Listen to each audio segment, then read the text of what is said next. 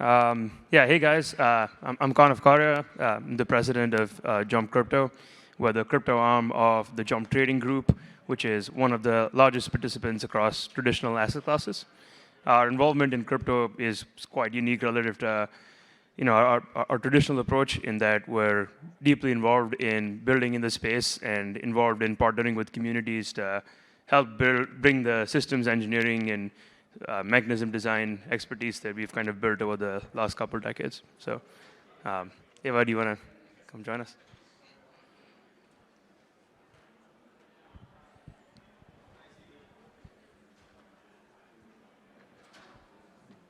Yeah, welcome. Yeah, Thank you. Eva, do you want to just do a quick intro of yourself? Sure. My name is Eva Beylin, director of the Graph Foundation, and I was previously a management consultant, so the Wall Street world, and then defected to crypto. Awesome. So Eva, you have a presentation for us, yeah? I do, yeah. Yeah, let's dive right into it. Awesome. So just wanted to introduce the graph first off. A lot of people don't recognize that getting data off the blockchain is actually quite challenging for developers and applications. And so the graph serves as this intermediary middleware layer that makes it very easy for applications to retrieve data, such as maybe transaction volumes, NFTs, et cetera. And a little bit about the graph's history. So we launched in 2019 with a hosted service. So that would be a centralized API provider, really seeking that product market fit to make sure all of our applications and developers in Ethereum were actually recognizing the need. And Subgraphs as the solution. Subgraphs being the open APIs that allow developers to very easily build on top of blockchains. In 2020, so last December, we actually launched the Decentralized Network. So this has always been our vision. Instead of having a centralized service providing data, having a network that will serve that data, and so there aren't any central points of failure, and that service can't be taken down.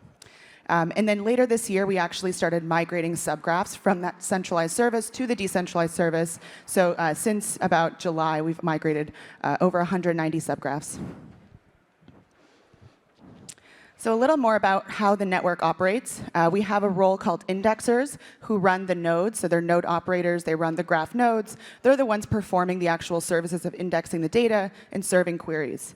They are also incentivized by staking GRT, so that's the graph token. And by doing so, they can provide the service and are also slashed in the case that they provide malicious data.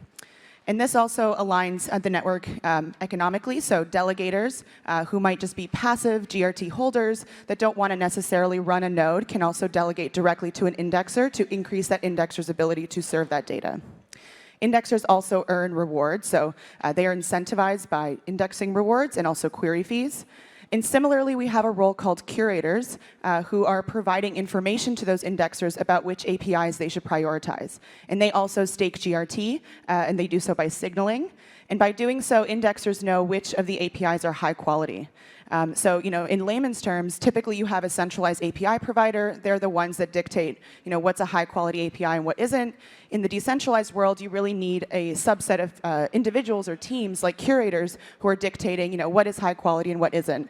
And that's how indexers can tell what data to prioritize. So subgraphs are open APIs, and Ethereum is powered by them. So you can see all the dApps such as Sushi, LivePeer, Audius, Uma. A lot of the top dApps in Ethereum are already using subgraphs today. They started on the centralized hosted service and are beginning to migrate to the decentralized network. And some examples of the type of data, when we talk about retrieving data from the blockchain, what does that mean?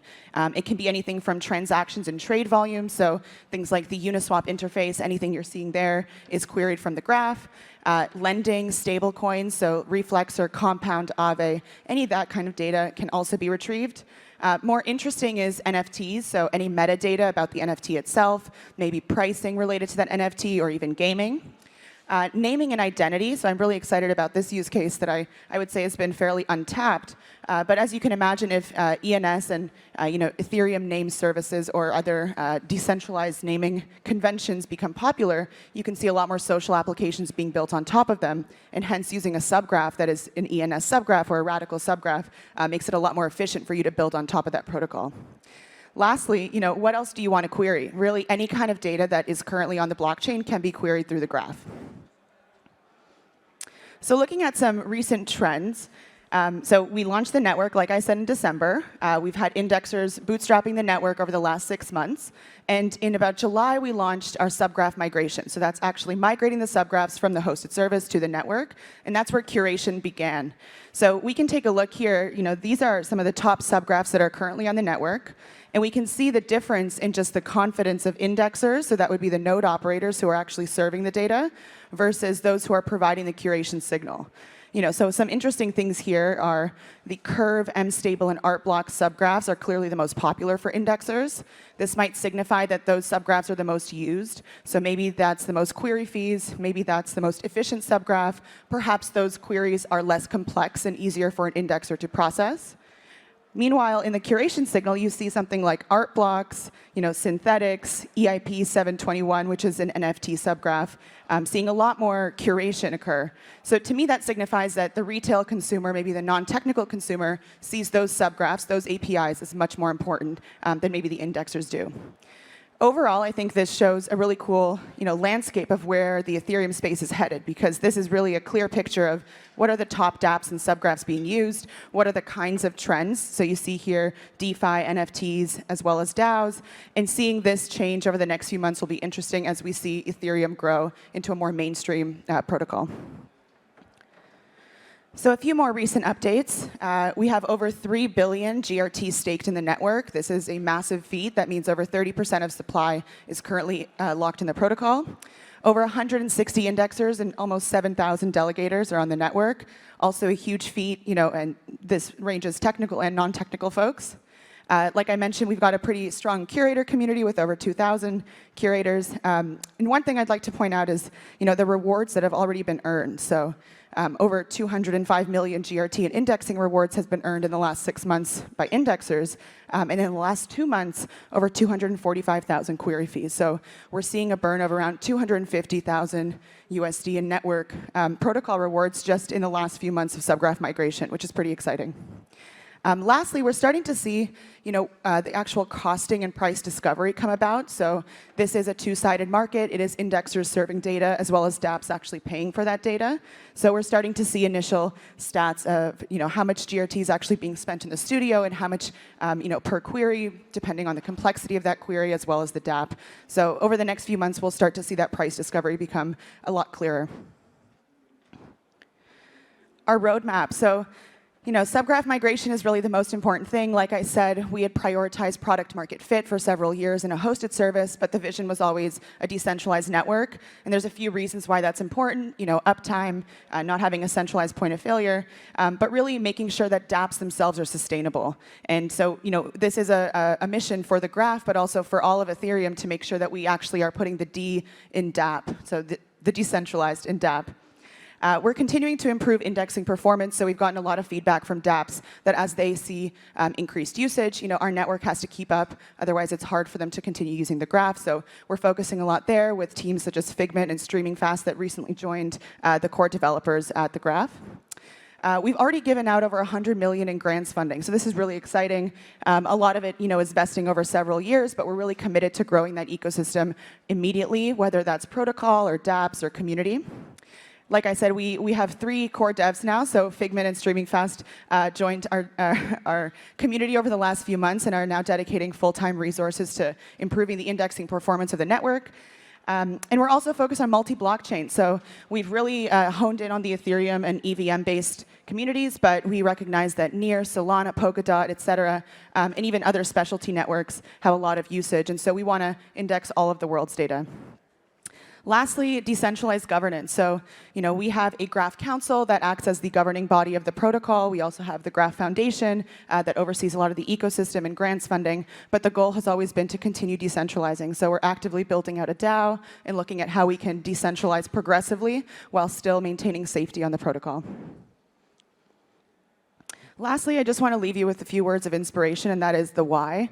So, why does the stack need to be decentralized? It could be very easy for you to use a centralized API provider, but that has its problems. So number one, censorship. As we saw with Parler and Twitter, there are companies that will choose to take you down for whatever reason. And in crypto, in decentralized land, we believe that it isn't their choice. It should be your choice.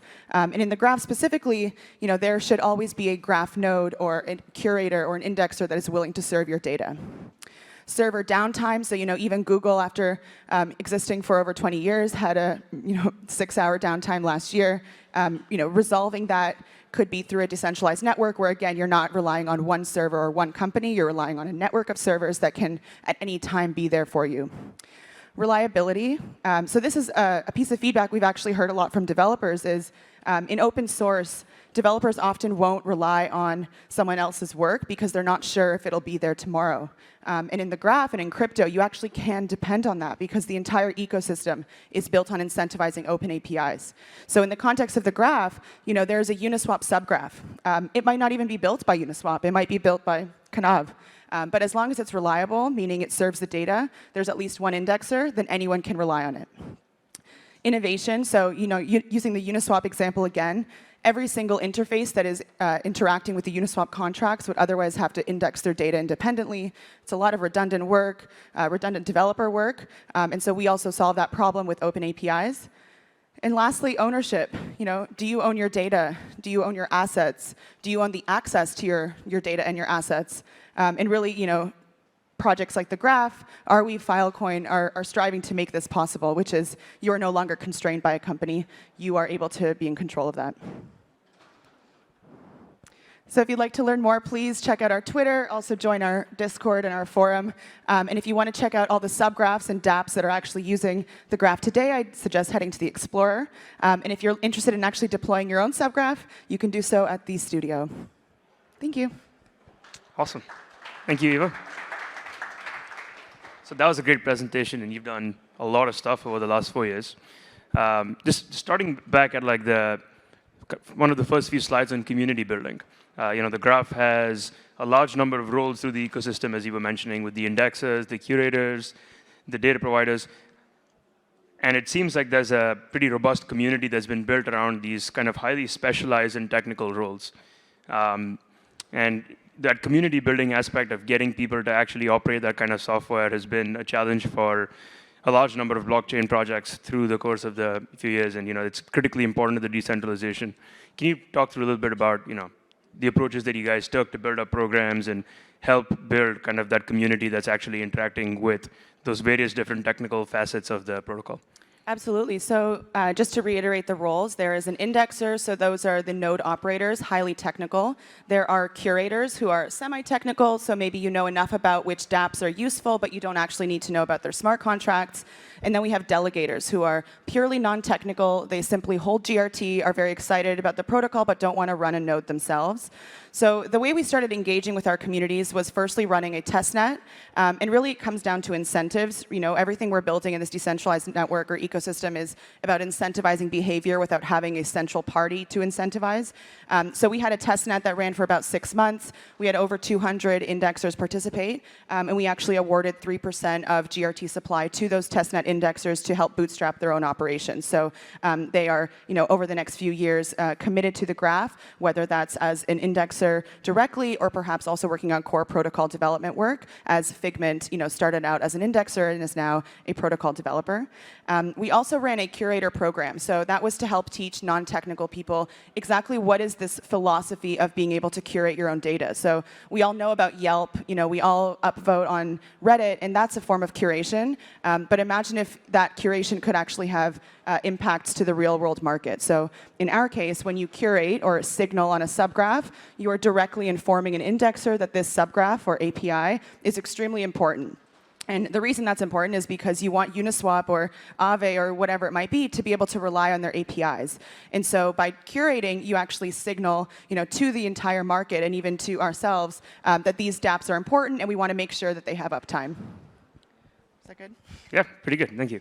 And it takes building like a pretty diverse community, especially in a space that can get at times religious about like the projects that you engage with, the graph has very vocally been multi-chain. You kind of mentioned the multi-chain strategy with functions, like all those individual roles existing across all those functions. I think all the founders and community builders here would love to understand how you've navigated that landscape and approached multiple different communities under kind of this one graph umbrella and expanded that. Yeah, I would say it was a little challenging because we have, at first, a two-sided market. So you have the indexers and the actual dApp developers, but you actually have maybe a four-sided market because you've got the curators and delegators. What we started doing is realizing that everyone's education and philosophy is very, very different. So if you're a delegator, you might be a banker at the moment, or maybe you're just interested in getting into crypto, and so your objective is maybe putting your capital to good use. And so we started targeting delegators in a fashion of, you can contribute to the data economy without being a node operator, without having that giant technical education that otherwise you might think you need for crypto. With curators, we started approaching them very similarly, but doing a lot more targeted events and initiatives. So like I said, we did a curator program. We also did a rabbit hole campaign. So that was to help curators learn why they even needed to curate on a subgraph. And then with the indexer community, we recognize that there's actually quite a global node operator community. I'm sure every single protocol has their own testnet and their own nodes. And so we started targeting regions. So we have community managers globally that are there to have AMAs, really provide that educational resource. And even we have some indexers that are there to help other indexers onboard. So really creating this decentralized network effect without us necessarily being the organization at the top, but educating others that can then educate others. That makes a lot of sense. So just going in a slightly different direction. You talked about the importance of the redundancy and the decentralization that having a broad range of indexes provides, and I can see why a lot of decentralized applications would feel strongly about it and kind of volunteer to transition over to the decentralized network to make something of that sort happen. What is kind of your institutional strategy been? Because in my view, like the graph indexes a lot of data that's pretty hard to actually extract from blockchains. And can be useful pretty broadly. So, what was the question, sorry? Have you guys had an institutional strategy for non-decentralized applications that are actually just trying to interact with blockchain index data? Got it. Yeah. So we haven't yet. I would say our focus right now is continuing to serve the dApps that are loyal customers. So they're currently reliant on our centralized hosted service, but as I mentioned, that was never the plan. And so right now we're trying to improve indexing performance and achieve feature parity, so that way all the dApps that currently rely on us can also rely on us in the network. That being said, maybe in about a year we will be at the point where we can serve a lot more volume, and also our performance is up, that institutional clients maybe that are either creating new applications or new subgraphs derived from other protocols could then also rely on us. So we're deeply interested in working with everyone, like I said, indexing all the world's data. But our mantra has always been progressive decentralization, because it's very easy to overpromise. And so we would rather underpromise and overdeliver. Awesome. Yeah, this was inspired of an audience question that we kind of got ahead of time on USDC indexing to get the likes of Visa to have easy access to information using something like the graph. Yeah, so the USDC subgraph exists. If anyone wanted to create a dApp right now on top of it, you could. It's also on Mainnet, so you could have a fully decentralized Visa if you really wanted to today. Fantastic. Eva, you mentioned one of the most interesting applications you were talking about was on the ENS domain. Can you talk a little bit about how you've worked with browsers or other kind of CDNs to make that a reality using the graph? Totally. So there is an ENS subgraph, meaning that if you ever wanted to query someone's name or to what address it resolved to, you could. Now, at face value, that doesn't seem that interesting, but when you think about what the purpose of an Ethereum name is, it really is, to replace Gmail or any kind of identity, and that identity is also a wallet. And so you can imagine any kind of social application that's built in the future on top of Ethereum, anything that requires project identities could all query ENS. So I think specifically ENS, I think, has been underused or underutilized because we haven't quite figured out what the interesting applications are. But once we do, I would suggest using the ENS subgraph as the source. Yeah, no, that's decentralizing the data layer underneath has always been one of the most exciting things even for me personally, Right. where once you have the gmail.com address, you're kind of locked into that identity, and if you're able to actually own the identity and move across stacks, that could be pretty interesting. Exactly, composable identity. Composable identity. There we go. Okay, we've got 40 seconds left, Eva. Anything else that you wanted to highlight for the audience here? Any last impression you want to leave on them to take something away? We're here to put the decentralized in dApp. You can't call it a dApp unless the stack is decentralized. And then it's just an app, and then you're just building Web 2 all over again. And so we're already seeing, the SEC or the government come after specific dApps, and who's next are the stack, providers, whether that's centralized or decentralized. So I think it's a priority for all of us here in the room to make sure the decentralized stack protocols succeed. Fine. On that note, yeah, thanks a lot, Eva. Thank you.